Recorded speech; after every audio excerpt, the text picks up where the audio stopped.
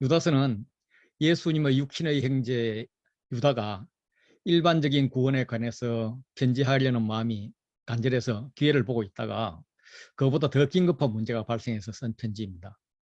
긴급한 문제는 이단에 대한 문제였습니다. 그런데 싸움의 기초에 긍휼이 있습니다.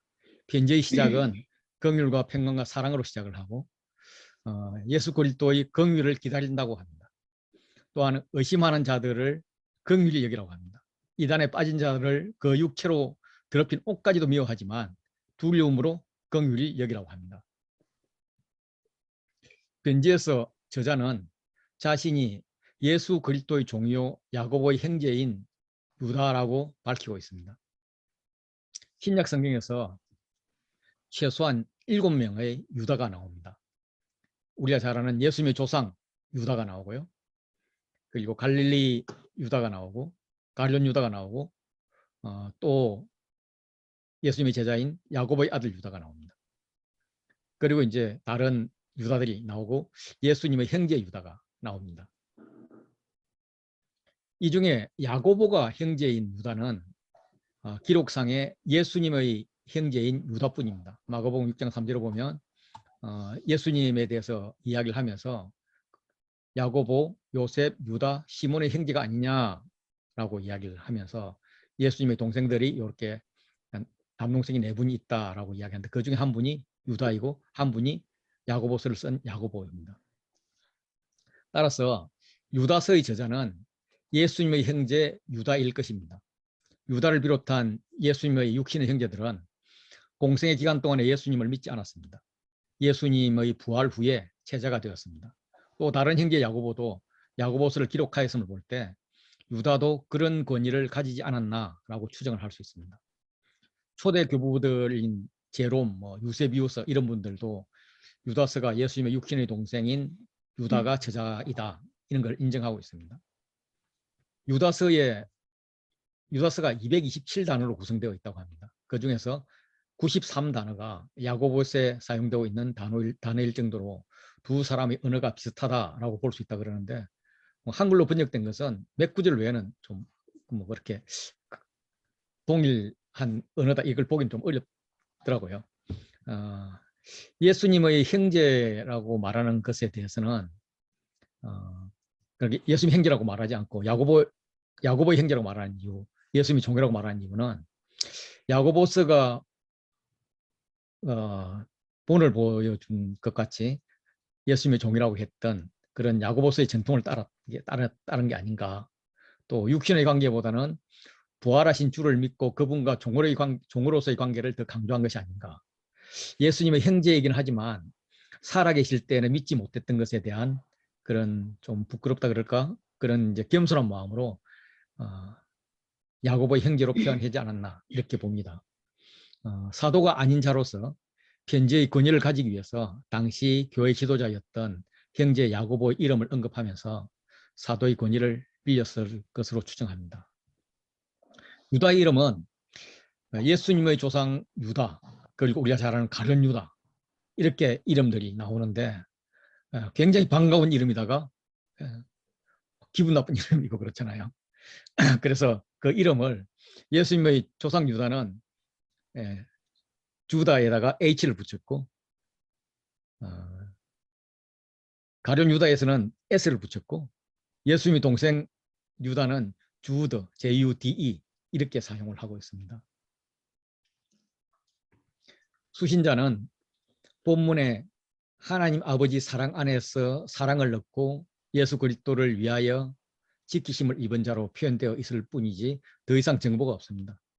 유다를 비롯한 예수님의 형제들은 선교 여행을 많이 했기 때문에 어디서 누구에게 쓰였는지 지금 알 수가 없습니다. 구약과 중간기 문헌들을 이야기할 때에 특별한 설명 없이 사용한 것으로 보아서 독자는 아마도 그런 내용들에 익숙한 유대인 기독교인들이 아니었나 이렇게 봅니다. 1장 9절을 보면 천사장 미가엘이 모세와 이렇게 다투던 그 장면을 이야기하는데 이게 당시에는 성경처럼 광범위하게 사용되었던 에녹 1세에 있는 것을 인용한 겁니다. 실제로 어떤 그 헬라어 성경에는 에녹스가 성경으로 들어가 있기도 했습니다. 이게 30 내지 50년대에 기록되었기 때문에 이 편지는 50년 이후에 쓰여진 편지일 것이다. 또 전승에 의하면 예수님의 형제 유다는 70년, 80년 그때에 순교한 것으로 알려져 있어서 80년 이전에 기록된 것이다. 이렇게 좁힐 수가 있습니다. 불신자들에게 떨어질 멸망을 언급하고 있는데 예루살렘의 멸망, 그 성전 파괴와 비슷한 그런 문구가 없습니다. 그래서 신앙에 대한 징벌의 예가 이렇게 다루지지 않은 것을 볼 때에 AD 70년 이전에 쓰여진 것으로 보기도 합니다. 또 재밌게도 이제 베드로 후서와 유다서가 비슷하거든요. 특히 베드로 후서 2장과 유다서는 뭐 상당히 같아요. 그런데 이제 재밌게도 베드로 후서는 미래 시제로 이야기하고 있습니다. 그제 선생들이 있을 거야 이렇게 이야기하고 있고 유다서는 벌써 들어왔어 하고 현재 시제로 이야기를 하고 있습니다. 그래서 베드로 후서보다 유다서가 뒤에 쓰여진 책이 아닌가 그냥 억지로 좀 이 단어만 가지고 이야기하기는 좀 그렇지만은 이렇게 추정을 합니다. 그래서 유다서가 뒤에 쓰여졌다 그러면 베드로 후서가 쓰여진 것보다는 좀 늦은 베드로가 한 67년 정도에 쓰여졌다 보면 68년 이후가 됩니다. 그래서 68년부터 한 70년 그 언저리가 이 책을 쓴 것 같습니다. 이 시대의 독자들은 구약 사건에 대해서 많이 알고 있었지만은 복음의 기반이 약해서 구원에 대한 가르침이 필요했습니다. 거짓 선지자에게 미혹될 정도로 연약한 모습이었다 이렇게 추정할 수가 있습니다. 유다서는 조금 전에도 말씀드렸지만은 베드로 후서의 2장부터 3절까지 뭐 그냥 2장이라고 봐도 됩니다. 굉장히 많은 공통점이 있습니다. 유다서의 거의 모든 구절의 단어들이 베드로 후서 2장에 나옵니다. 가만히 들어왔다, 방탕하다, 예수를 부인한다, 뭐 타락한 천사에 대한 심판, 소돔과 고모라, 육체를 더럽히고 권위를 업신여기고 영광을 업신여기고 비방하고 그들은 이성 없는 짐승과 같다. 그래서 멸망할 것이다. 이런 것들이 유다서와 베드로후서의 공이 나옵니다. 발람 이야기, 바람에 불려가는 물 없는 구름 이런 게 유다서와 베드로후서에 나옵니다. 요 바람에 불려가는 물 없는 구름 요거는 야고보서에도 나와요. 영원히 예비된 깜깜한 흑암, 정욕도로 행함, 자랑, 사도들이 한 말을 기억하라, 정욕도로 행하고 막 조롱하는 자 이렇게 많은 단어들이 유다서와 베드로 후서에 같이 언급되어 있습니다. 그 정도로 연관성이 많고 실제로 강의를 대부분 베드로 후서 다음에 유다서를 잠깐 강의를 합니다. 유다서만 이렇게 따로 떼어내서 이렇게 같이 생각해 볼 기회는 그렇게 많지 않은 책입니다. 유다서는 전통적인 고대 로마서 서신서 구조입니다. 단지 이제 감사기도와 끝 인사가 없죠. 전체적으로는 교차대꾸 구조로 볼 수가 있습니다. 그래서 첫 인사와 끝 인사가 있고요. 안으로 들어가면은 사랑하는 자들아 라고 부르면서 이 편지의 주제를 바꿨다고 합니다. 이것은 믿음의 도를 위해서 힘써 싸우라는 것인데 그 대상이 누구냐 하면 가만히 들어온 이단입니다. 예수 그리스도를 부인하는 자죠. 그래서 그들을 긍휼히 여기라 라고 이야기를 합니다. 그리고 이제 안으로 들어와서 C와 C-를 보면은 생각과 기억을 모티브로 해서 독자들이 이미 알고 있지만 다시 생각나게 하고자 하는 일이 있다는 거예요. 과거 역사를 통해서 출애굽 백성, 자기 처소를 떠난 천사, 소돔과 고모라 이런 자들의 멸망에 대한 원인을 생각나게 하고 싶다라는 거예요. 현대도 비슷한 자들이 있습니다. 그런 자들이 조롱하는 자들인데 경건치 않고 성령이 없는 자들인데 이런 자들을 기억하라라는 거예요. 그들은 육체를 더럽히고 권위를 업신여기고 영광을 비박합니다. 그래서 멸망으로 가는 길이 가인, 발람, 고라의 길입니다. 이 사람들은 원망하고 불만을 통하고 정력도로 자신의 이익을 추구하는 그런 줄을 거스르는 자들입니다. 그들은 정말 양심도 없는 공동체의 암초들입니다. 자기 몸만 기르는 그런 목자로 양들에게는 관심이 없습니다. 결국 깜깜한 흑암, 영원한 흑암으로 들어갈 떠돌이 별이라는 거죠. 그래서 그들에 대한 비유를 정의하는 것을 가운데에 넣어놓고 있습니다. 1장 4절에서 가만히 들어온 자들이 예측부터 판결받기로 미리 기록된 자이다 라고 이제 밝힌 다음에 5절 이후는 예언과 역사에 대해서 현재의 거짓 선지자에 대해서 이렇게 AB 구조로 구성하고 있습니다. 그래서 애국, 천사, 소돔과 고모라 이런 역사를 통해서 그들이 멸망하였다라고 이야기를 하고 꿈꾸는 이 사람들도 똑같은 비방을 하고 있기 때문에 고발한다, 멸망할 것이다 라고 이야기하는 거죠. 천사장 미가엘이 마귀를 비방하지 않았다는 거예요. 그냥 죽게 꾸짖어 달라고 했는데 이 사람들은 아무것도 모르고 그냥 비방을 일삼고 그냥 짐승 같은 자들이다. 그래서 이들은 멸망할 수밖에 없다라고 이야기합니다. 그들은 가인의 길, 발람의 길, 고라의 폐역의 길로 들어간 자입니다. 이걸 비유로 하면 그들은 애찬의 감초라는 거죠. 결국은 흑암으로 들어갈 떠돌이 별이라는 겁니다. 그리고 에녹스의 예언에 의하면 주께서 경건하지 않은 자를 정죄할 것인데 이 사람들 역시 원망과 불만과 아첨하는 사람으로서 경건하지 못한 자들이기 때문에 정죄가 될 것이다. 그리고 사도들이 예언하기를 마지막 때에 적 그리스도가 출현할 것이라고 했는데 이 사람들이 분열을 일으키고 육체에 속하고 성령이 없는 자들로서 멸망될 자이다. 이런 AB 구조로 구성되어 있습니다.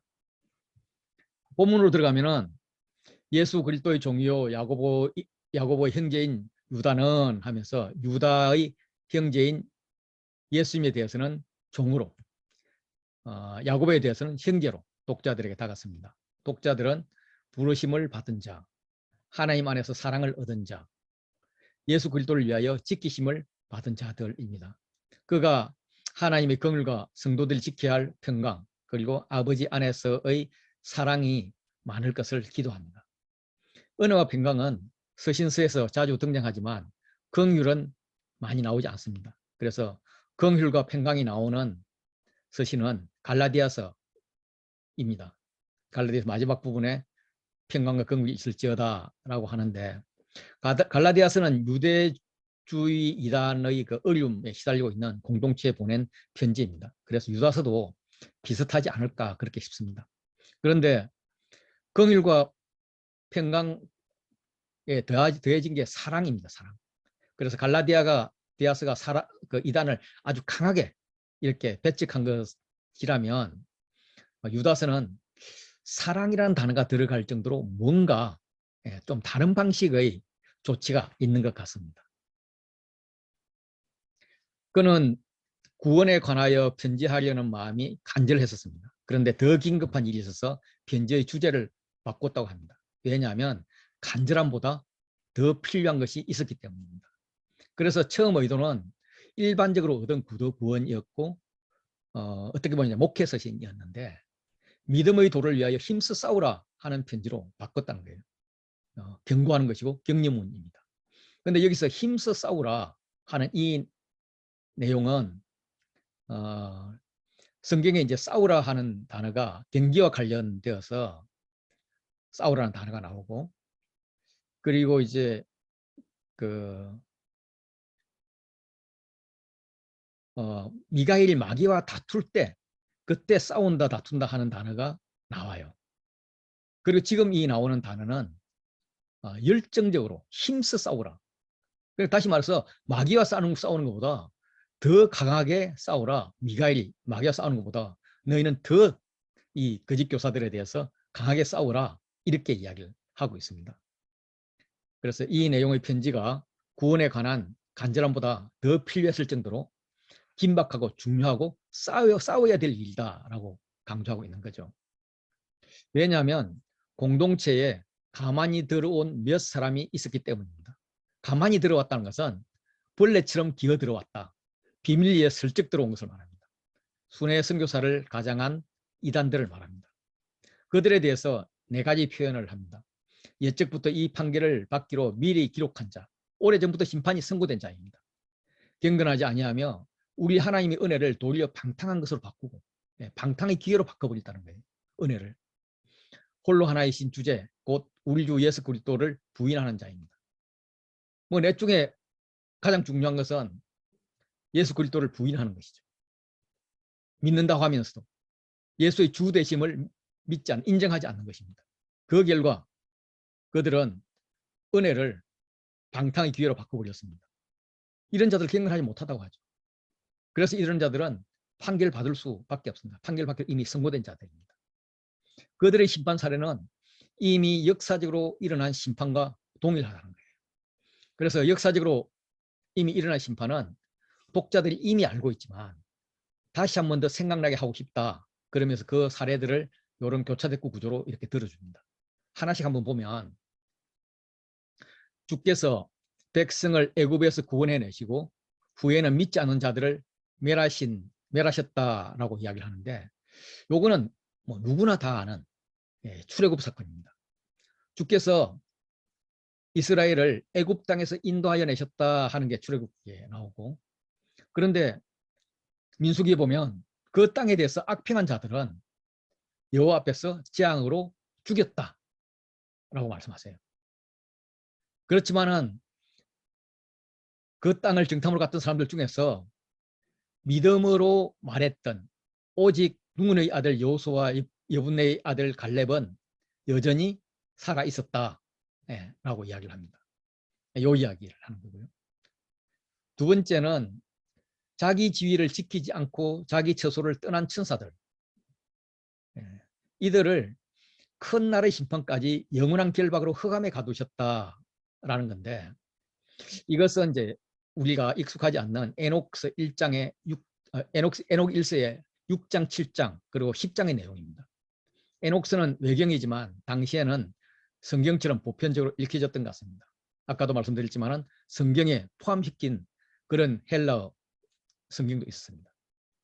에녹이 저술했다고 하는 책들은 1장에는 이제 나중에 나올 건데 마지막 날에 대한 예언이고 6, 7장에는 천사들이 여자들을 참했어요. 그래서 각각 여자들을 골라서 아내로 삼았고 엄청난 거인을 낳았습니다. 그 거인의 키가 무려 457m, 500m 가까이 되는 그런 거인이었다고 합니다. 동화 같은 이야기죠. 거인들은 사람들이 만들어낸 음식을 모조리 먹어치웠습니다. 그 컸으니까 얼마나 먹었겠어요. 그래서 사람들은 먹을 게 없었어요. 거인들은 나중에는 사람도 잡아먹었습니다. 다 잡아먹고 나서는 자기들끼리 잡아먹습니다. 그러니까 이걸 대항해야 되니까 또 타락한 천사가 사람들에게 무기 만드는 기술을 가르칩니다. 대적하라고. 이어서 장신구 만드는 법, 치장하는 법, 마술, 뭐 별의별 걸 다 만들어줘가지고 사람들은 불경스러운 짓을 하고 간음이 범람하고 아주 타락할 대로 타락을 했습니다. 이 부르짖음을 듣고 하나님은 대홍수를 예언하고 타락한 천사를 묶어서 사막 및 암흑 속에 가두었다는 이야기가 1장 6절의 이야기입니다. 이 비슷한 이야기가 창세기 6장에도 나와요. 그래서 어떤 이들은 창세기 6장 2절에 하나님의 아들들이 사람의 딸들의 아름다움을 보고 자기들이 좋아하는 모든 여자를 아내로 삼은 사건을 이야기를 합니다. 그렇지만은 이 하나님의 아들들이 사람의 딸들을 보고 결혼했다 하는 것은 천사가 사람의 딸을 아내로 삼았다가 아니라, 왜냐하면 예수님께서 천사는 결혼도 안 한다고 그랬으니까 하나님의 사람인 셋의 후손들이 사람의 딸인 가인의 후손들과 결혼했다. 가인의 후손들이 막 치장도 하고 예쁘게 하고 막 이렇게 하니까 보고 좋아서 아내로 삼았다. 이런 것을 이야기합니다. 그래서 이제 그와 관계없이 에녹스에서 인용한 것으로 보면 되겠습니다. 7절은 소돔과 고모라와 그 이웃 도시들도 그렇게 음란했습니다. 창세기 19장 5절 보면 롯이 천사들을 자기 집에 불려 들였을 때 그들이 밤에 와가지고 끌어내라, 우리가 그들과 상관하리라 하면서 이렇게 음란 문화가 있었습니다. 이들에 대해서 영원한 불의 행배를 줬죠. 그래서 소돔과 고모라의 유황과 불로 이렇게 멸망을 시켰습니다. 그 불에 대한 형벌이 후세에 거울이 되었습니다. 많은 사람들이 인용하면서 니네들이 악을 행하면 소돔과 고모라처럼 되는 거야 라고 하는 거죠.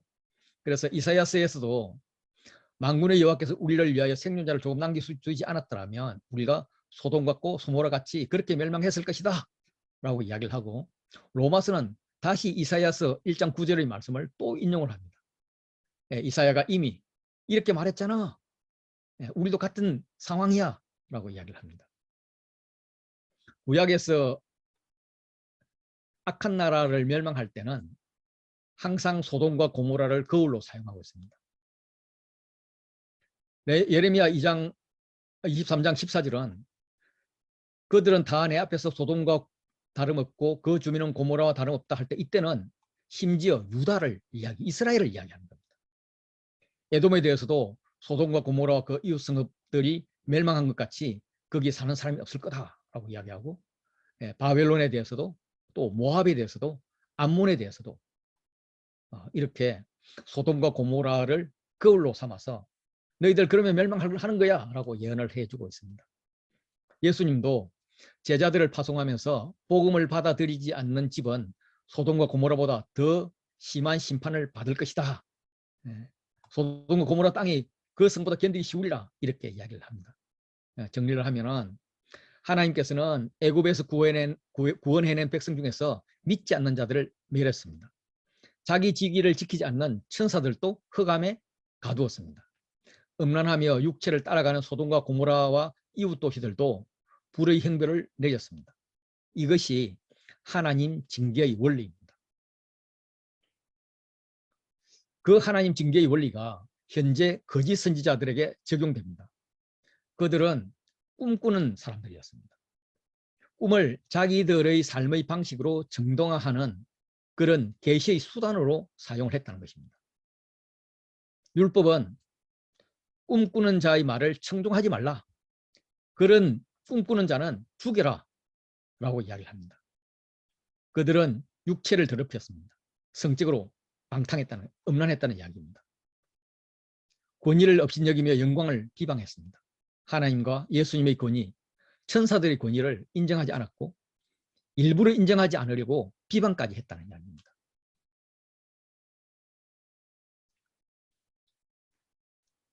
천사장 미가엘이 마귀와 다툴 때에도 미가엘은 비방하는 판결을 내리지 않았습니다. 단지 주께서 너를 꾸짖기를 원하노라 하면서 주께 맡겼다는 것입니다.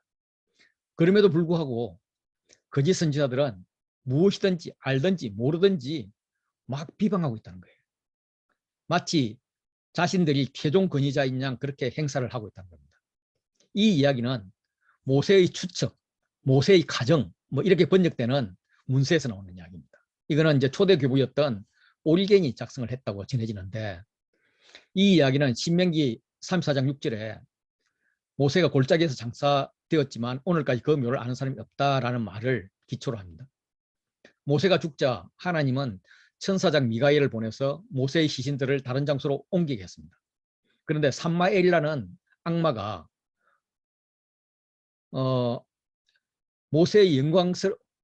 모세는 영광스러운 장사를 받을 권리가 있다 이렇게 주장하면서 시신을 다른 데로 옮기는 것을 반대했습니다. 악마는 모세의 시신을 이스라엘 백성에게로 가져가서 성대한 제사를 드림으로써 백성들이 모세의 시신을 숭배하도록 만들 그런 계획이었다고 합니다. 그래서 천사장 미가엘과 악마는 시신을 놓고 서로 다투었는데, 악마는 모세에 대해서 그는 애굽 백성을 쳐 죽이고 모래에 파묻은 살인자다. 그렇기 때문에 그 소속은 이 악마의 것이야. 소유는 악마의 소유야 라고 비방을 했고, 미가엘은 그 비방을 받아들이지 않으면서 대신 주께서 너를 꾸짖고 혼내주기를 바란다 라고 말했다는 거예요. 결국 악마는 떠나고 미가엘은 모세의 시신을 하나님이 명하는 곳으로 옮겼습니다.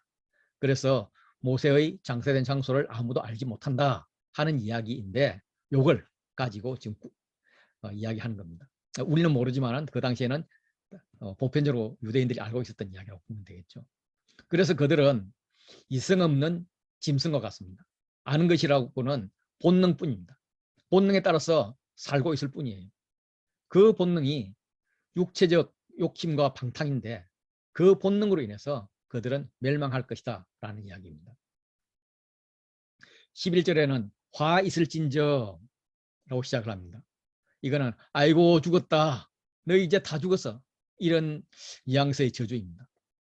역사적으로 가인의 길, 발람의 길, 고라의 폐역, 예, 여기에 대한 이야기인데 그들은 결국 그러다가 다 멸망했어. 그렇기 때문에 이런 비슷한 길을 걷고 있는 거짓 선지자들도 마찬가지로 멸망할 거야, 이런 이야기입니다. 먼저 가인의 길을 보면 가인은 아벨을 죽인 살인자입니다. 가인과 아벨은 여호와께 제사를 지냈는데 하나님이 아벨의 제사만 받고 자신의 제물을 받지 않으니까 안색이 변할 정도로 화가 났습니다. 노골적으로 화를 냈다는 말이죠. 여호와께서 너의 삶은 선하지 못하다. 지금도 선을 행하는 것이 아니다. 선을 행하지 않으면 너는 죄의 종이 될 수밖에 없어. 라고 경고했음에도 불구하고 오히려 가인을 불러내서 죽여버립니다. 그는 아우인 아벨을 죽이고도 죄의식이 없었습니다. 하나님께서 회개의 기회를 주셨지만은 배척했습니다. 내 아우 아벨이 어디 있느냐? 어디 있느냐고 묻는 건 아니죠. 회개하라 이 말이잖아요. 그런데 그는 내가 모릅니다. 내가 아우를 지키는 자입니까? 하면서 배척합니다. 하나님께서는 그에게 반성하면서 땅을 유리하는 나그네가 되라고 명령을 합니다. 그런데 가인은 그 죄가, 그 벌이 너무 무겁다고 또 돌아다니다 보면 누가 죽일지도 모른다고 반박합니다. 하나님께서는 아니다.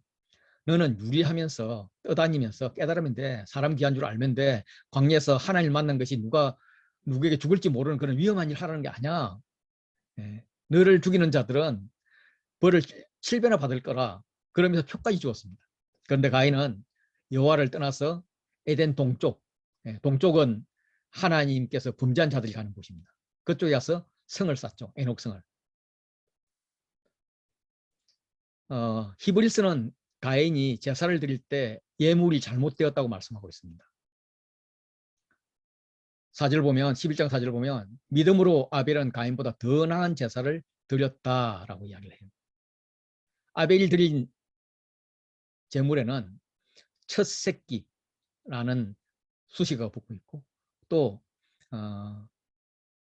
하나님께서 가장 좋아하시는 기름으로 드렸다고 그렇게 되어 있습니다. 처음 것을 골라 드렸다는 의미고 당시 유대인의 사고에서 고기의 가장 좋은 부위인 가장 좋은 것으로 하나님께 드렸다는 겁니다. 반면에 가인은 그 제물에 수식어가 없습니다. 오히려 있다 그러면 땅의 소산으로 이렇게 나옵니다. 땅 그러면 좀 이미지가 안 좋잖아요. 그냥 아무거나 드렸다는 말입니다. 정성이 없다는 이야기예요. 사도 요한은 요한 1서에서 가인은 악인이었다라고 말씀합니다. 하나님은 평소에 악한 행위를 했던 악인의 제사를 받지 않으셨고 악인은 동생까지 죽였다 하는 설명을 3장 12절에 하고 있습니다. 가인같이 하지 말라. 그는 악한 자에 속하여 아우를 죽였으니 어떤 이유로 죽였느냐. 자기의 행위는 악하고 그 아우의 행위는 의로움이라. 의로운 자를 악한 자가 죽였다라는 거예요. 두 번째는 발람 이야기입니다. 그 발람이 어그러진 그 길은 민수기 22장부터 25장까지 잘 설명되어 있습니다.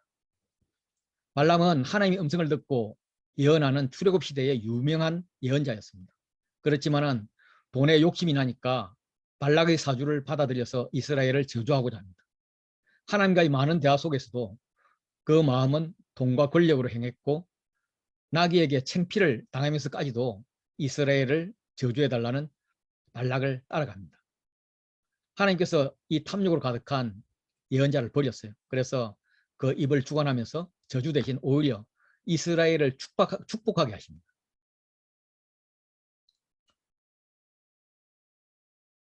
그래서 이걸 갖다가 여호와께서 그가 하고자 했던 저주를 피해서 복이 되게 했다라고 표현합니다. 그러니까 이제 발람과 발락이 헤어졌습니다. 헤어진 듯 하더니 이 발람이 깨우친 게 있어요. 하나님께서 이스라엘 자손을 절대적으로 사랑하기 때문에 저주해도 소용도 없고 저주할 수도 없지만 이스라엘 자손이 스스로 하나님을 떠나는 저주를 받게 되면 그 떠나는 저주를 받을 수 있는 그런 상황으로 만들 수 있다라는 것을 깨닫고 업무를 꾸밉니다. 그래서 다시 발락을 가르쳐서 이스라엘 자손이 미디안 천의를 음행하고 우상을 섬기게 합니다.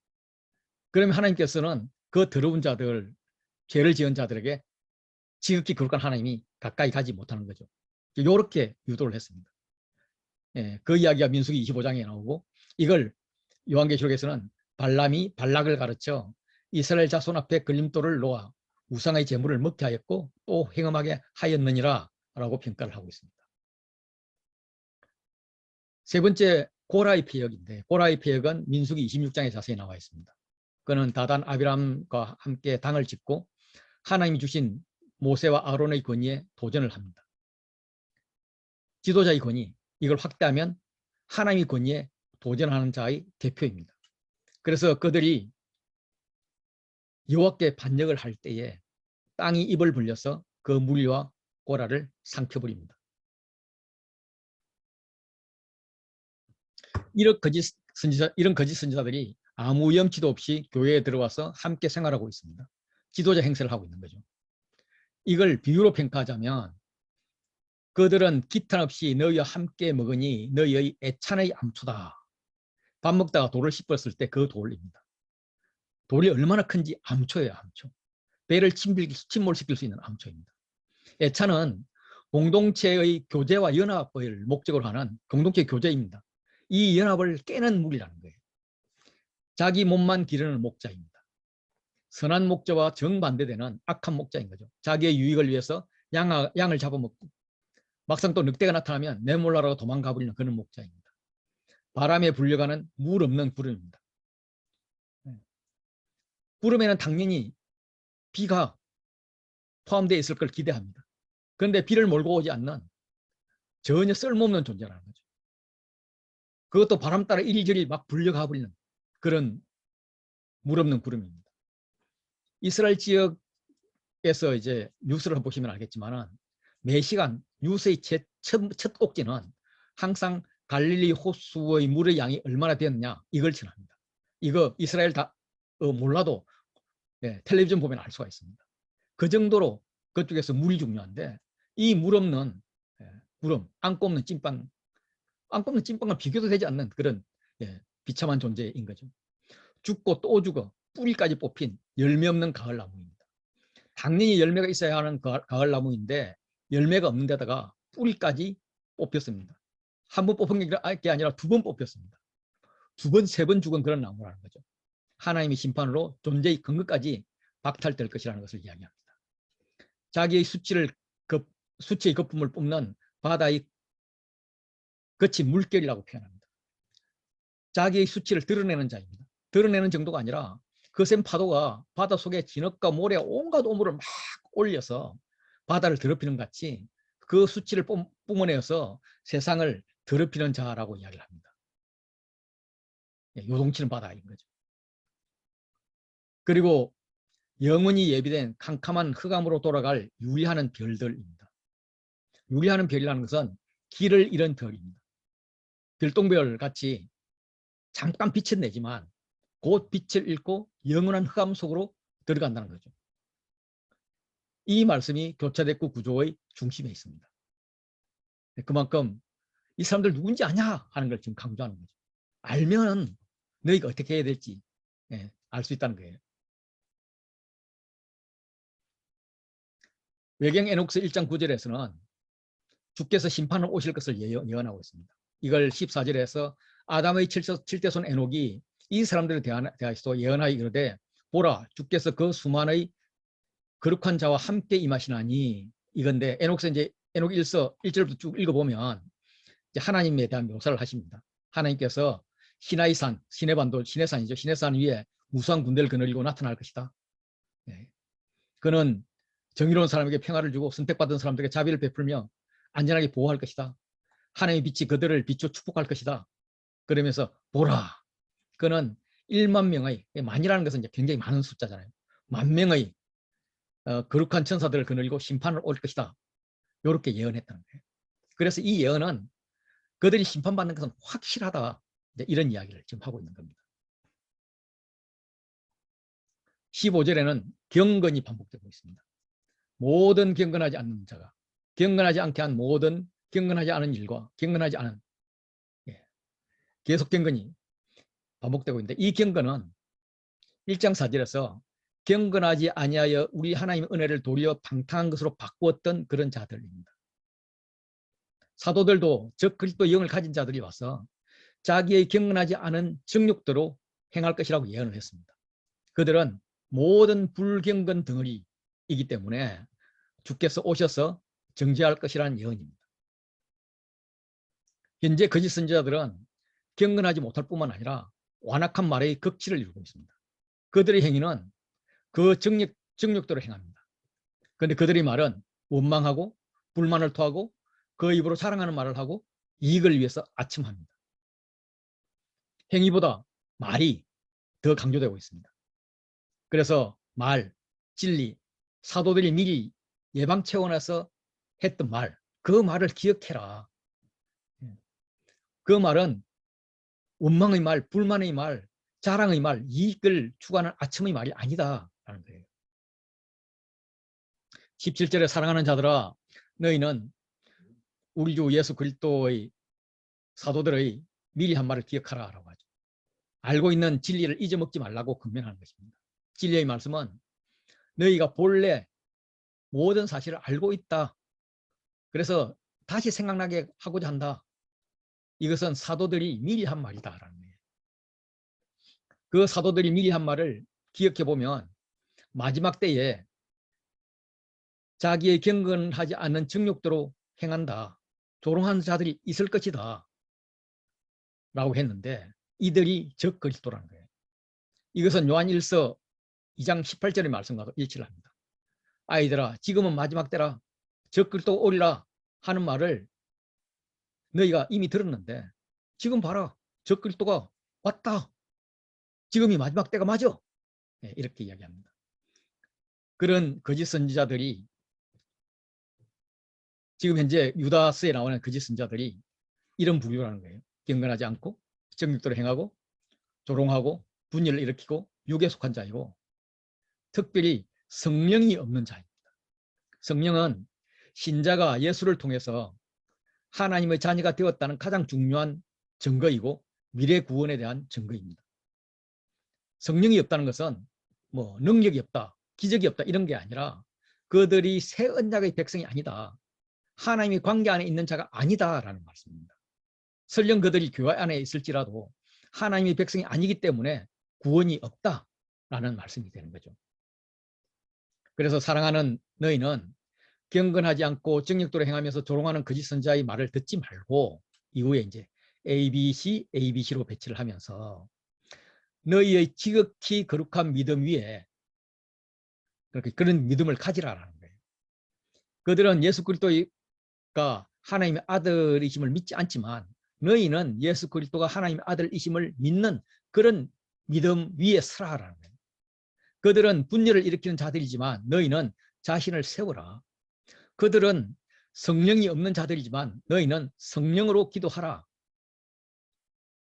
그래서 하나님의 사랑 안에서 자신을 지키면서 우리 주 예수 그리스도의 긍휼을 기다리라. 이것이 영생에 이르는 길이다 라고 말씀하십니다.